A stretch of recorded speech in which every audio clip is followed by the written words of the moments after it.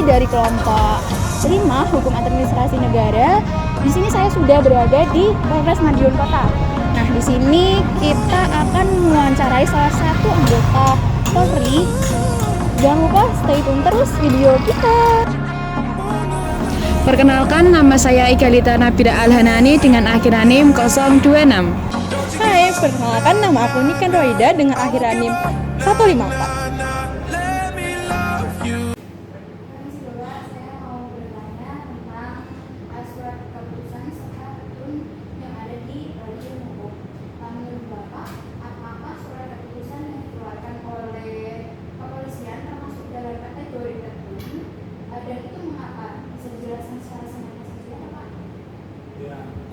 Baik, jadi sebenarnya sesuai dengan tugas pokok saya, kebetulan saya menjadi kanit reskrim di Satreskrim Kota, yang mana sebenarnya terkait dengan produk-produk yang kita keluarkan itu produk hukum, yang mana apabila terjadi kesalahan terkait dengan prosedur, ya tentunya sebenarnya kalau di reskrim itu lebih tepatnya terkait dengan gugatan pra peradilan. Nah, namun demikian kalau tadi disampaikan terkait dengan PT UN, nah itu terkait dengan surat keputusan contoh semisal apabila ada seorang anggota yang dipecat atau di PTDH, jadi pemberhentian dinas tidak dengan hormat. Nah, terkait dengan hal tersebut, tentunya di kepolisian sendiri itu ada mekanisme atau prosedurnya, dari mulai awal dari anggota tersebut tentunya sebelumnya ada peringatan terkait dengan kesalahan atau pelanggaran yang dilakukan. Apabila kesalahan itu, pelanggaran itu kategorinya ringan, ya tentunya dari pihak pengawas kita di sini kalau di Polres itu ada seksi propam dan ada juga dari seksi pengawasan dari agensi was. Nah, terkait dengan apabila ada pelanggaran ringan, nah tentunya di situ ada sidang disiplin. Namun demikian, apabila termasuk kategori pelanggaran berat, nah itu harus dilakukan sidang kode etik. Jadi di kepolisian itu ada komisi, nanti apabila ada di situ ditemukan anggota yang melakukan pelanggaran berat, ada sidang KKEP, jadi ada komisi kode etik Polri. Nah, yang mana di situ tentunya harus ada putusan sidang. Setelah ada putusan sidang, apabila si anggota tersebut dalam kesimpulannya bersalah, ya tentunya nanti putusannya pastinya di PTDH tadi, diberhentikan juga hormat. Nah, namun demikian dari anggota yang sudah diputus sidang KKEP tadi, tentunya setelah di PTDH kan menjadi masyarakat umum. Dan apabila prosedurnya dirasanya tidak sesuai dengan prosedur, dengan mekanismenya, tentunya ada hak-hak daripada orang tersebut atau masyarakat anggota tersebut yang sudah di PTDH. Tentunya terkait dengan SK putusan pemberhentian PTDH tadi yang tidak sesuai dengan itu bisa dapat digunakan di PT UN. Pertanyaan selanjutnya ya Pak, dalam tugas Bapak sendiri, apakah pernah terlibat dalam pembuatan langsung surat keputusan yang dapat dikategorikan sebagai gaduh? Saya jelaskan, jadi kebetulan kalau terkait dengan administrasi yang sekiranya nanti bisa dilakukan gugatan PT UN atau itu di kami di reserse belum pernah, karena sebenarnya itu domainnya daripada personil, jadi bagian SDM.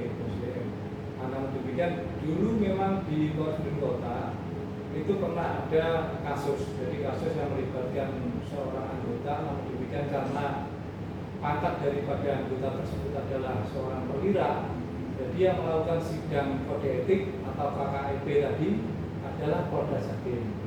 Nah, terus kemudian karena kasus atau pelanggarannya kategori berat yang mana itu merupakan tindak pidana, yang bersangkutan putus di pidana penjara. dulu selama 2 tahun setengah. Nah, setelah 2 tahun setengah, yang bersangkutan di suratnya pemutusan pemberhentian tidak diperlukan tadi baru keluar dari Polda. Karena mekanismenya tentunya karena seorang perwira yang melakukan sidang kode etik adalah Polda Jatim, kemudian hasil daripada sidang KKP tadi diteruskan ke Mabes Polri.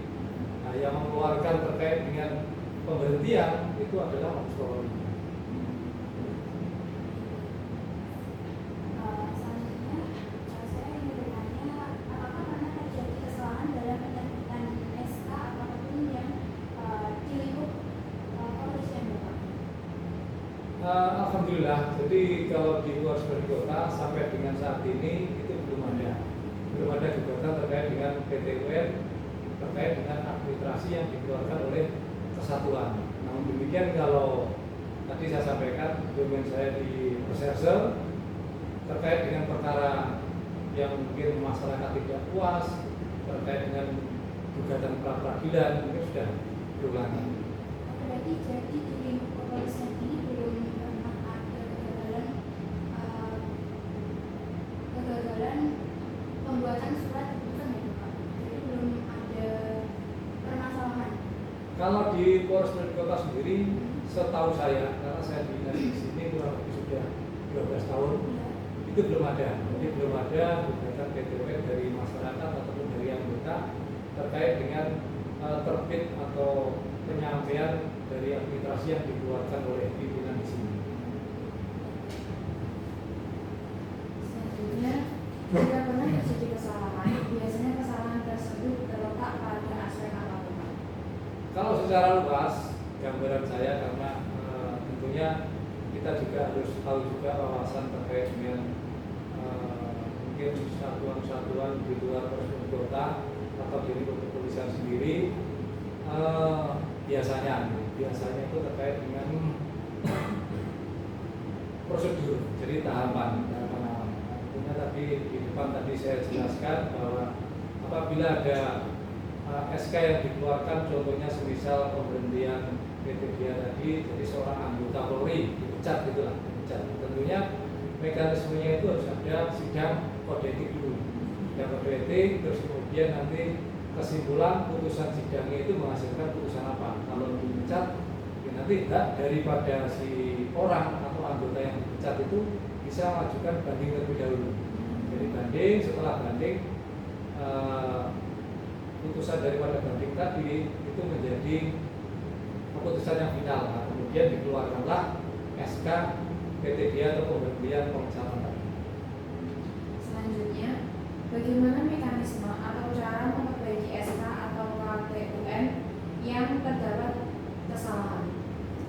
Kalau sesuai dengan aturan, nah tentunya apabila suatu satuan itu mengeluarkan SK yang mana sudah digugat PT UN terus dimenangkan oleh si penggugat, ya tentunya harus dicabut dulu, dan kemudian dipulihkan lagi. Ini contoh semisal ada anggota lagi sudah dipecat sama satuan, terus kemudian dia tidak terima. Nah, upaya perlawanannya ya gugatan PT UN tadi. Apabila SK atau administrasi dikeluarkan oleh satuan itu pada saat uji materi di PT UN itu mungkin kalah gitu ya, rasa-rasa kalah itu ya tentunya harus dicabut, direvisi. Selanjutnya, apakah perbaikan dilakukan dengan pencabutan, revisi, atau penerbitan keputusan baru? Ya tentunya seperti itu. Jadi mendasari dari hasil putusan daripada persidangan dari PT UN. Semisal juga contohnya ini. Contoh kalau di reserse apabila ada contohnya kasus. Jadi di pasal 185 itu terkait dengan objek-objek yang bisa dilakukan gugatan pra peradilan. Jadi apabila si penggugat itu menang, ya tentunya kita harus buka lagi. Jadi terkait dengan mungkin upaya-upaya dari kepolisian tadi tidak benar, tidak sesuai dengan prosedur, ya berarti harus dipulihkan lagi. Dipulihkan terkait dengan nama baik daripada orang yang contohnya ditetapkan menjadi tersangka atau ditangkap, ditahan. Itu salah satu putusannya ya tentunya pastinya itu. Jadi harus pemulihan nama baik, bisa ganti rugi, dan juga bisa minta restitusi.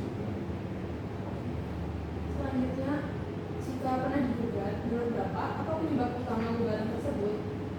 Terus selanjutnya, jika belum pernah, menurut Bapak apa yang membuatnya tidak sampai digugat? Ya tentunya kalau digugat, ya tentunya itu hak daripada semua masyarakat. Jadi hak daripada masyarakat, atau contohnya tadi semisal kalau ada anggota yang dipecat, ya tentunya kalau merasa prosedurnya terus kemudian itu bukan wewenang daripada satuan tersebut, ya tentunya sah-sah aja menurut saya. Itu hak dari warga negara. Terus apa tadi? Jika belum pernah, menurut Bapak apa yang membuat tidak sampai digugat? Ya tentunya terkadang gini, jadi ada seseorang itu setelah kita sampaikan, kita berikan pemahaman, dia memahami. Nah, tentunya kita sebagai Polri memberikan pelayanan, perlindungan, dan pengamanan kepada masyarakat, ya tentunya harus semaksimal mungkin. Jadi memberikan informasi kepada masyarakat agar apa? Agar masyarakat itu tidak miskomunikasi. Jadi bahwa terkait dengan produk hukum atau mungkin administrasi yang dikeluarkan oleh satuan, itu tentunya ada dasarnya. Nah tentunya mendasar pada apa? Pada undang-undang, pada aturan, pada norma, dan tentunya di kepolisian sendiri itu selain daripada undang-undang, itu ada penekanan lagi, ada jukrah lagi, seperti Perpol, peraturan kepolisian, dan ada juga peraturan Kapolri terkait dengan tata cara. Jadi tata cara tetap mendasarnya pada undang-undang, tentunya undang-undang dari negara Indonesia, contohnya ada KUHP, ada KUHP, terus kemudian undang-undang kepolisian, dan nanti tentunya dalam pelaksanaannya, penjabarannya itu ada tata cara sendiri yang mengatur terkait dengan prosedurnya dari awal sampai pengakhiran. Selanjutnya, menurut Bapak apa yang perlu diperhatikan agar SK atau KTUN yang diterbitkan kepolisian tidak menimbulkan sengketa di kemudian hari?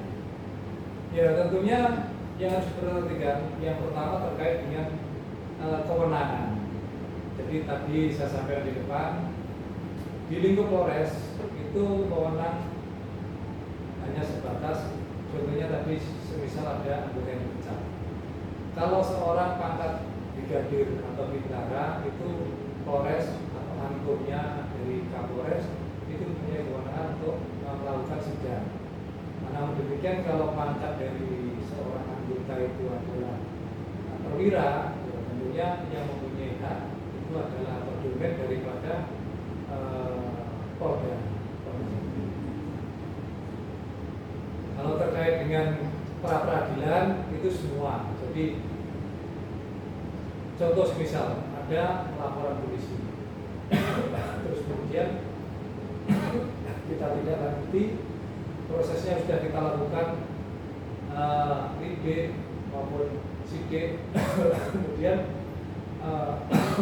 kita melakukan upaya paksa, contohnya melakukan penangkapan. Tidak tahunya si tersangka tadi atau yang ditangkap tadi, tidak tahunya bukan dia atau bukan orang tersebut.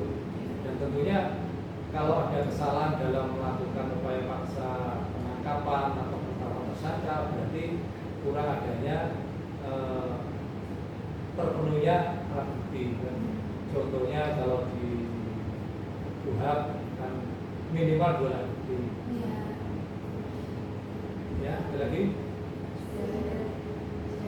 Terima kasih. Ya, sama-sama. Thank you,